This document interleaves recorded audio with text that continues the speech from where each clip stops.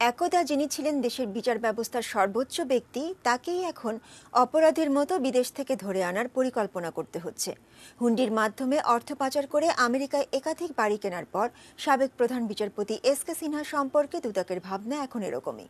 দেখুন তাহিদ সৌরভের বিশেষ প্রতিবেদন।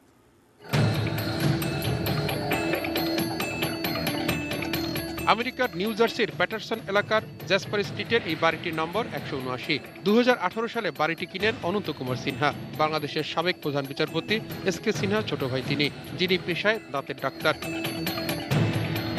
অনুসন্ধানে দুদকের কাছে তথ্য এসেছে, অনন্ত সিনহা প্রায় $2 লাখ ঋণ নিয়ে $1.5 লাখ দিয়ে বাড়িটি কিনেন 2018 সালের জুন মাসে।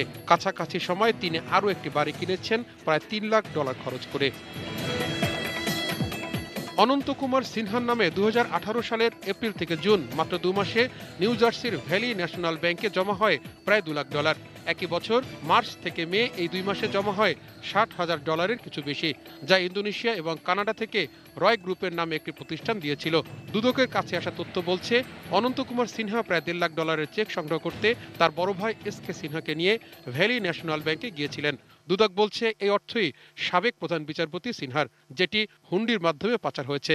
এস.কে সিনহার ভাই অনন্ত কুমার সিনহা আমেরিকায় থাকেন। তার অ্যাকাউন্টে এস.কে সিনহা বিভিন্ন সময় হুন্ডি সহ অন্যান্য মাধ্যমে অর্থ পাচার করেছেন। $2,80,000 ক্যাশ দিয়ে একটি বাইক খরিদ করেন ভাইয়ের নামে। এখানেও মানি লন্ডারিং আইনে 4(2), 4(3) ধারায় এবং 1947 সালের দুর্নীতি প্রতিরোধ আইনে 5(2) ধারায় অপরাধ করেছেন।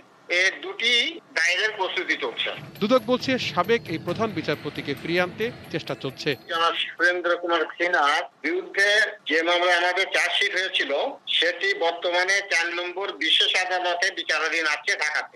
সেই মামলায় চার্জ ফ্রেম হওয়ার পরে সাক্ষী চলছে, আর তাকে দেশে আনার জন্য বিভিন্ন পদক্ষেপ গ্রহণ করা চলছে আর কি। গত বছর সাবেক প্রধান বিচারপতি সুরেন্দ্র কুমার সিনহার বিরুদ্ধে মামলা করেছিল দুর্নীতি দমন কমিশন দুদক। সে মামলায় তার বিরুদ্ধে গ্রেপ্তারি পরোয়ানা জারি করা হয়। 2016 সালে সুপ্রিম কোর্টের বিচারপতিদের অপসারণ সংক্রান্ত সংবিধানের 16 সংশোধনী অবৈধ ঘোষণার মধ্যে দিয়ে আলোচনায় আসেন তিনি। তাহিদ সৌরভ, এটিএন নিউজ, ঢাকা।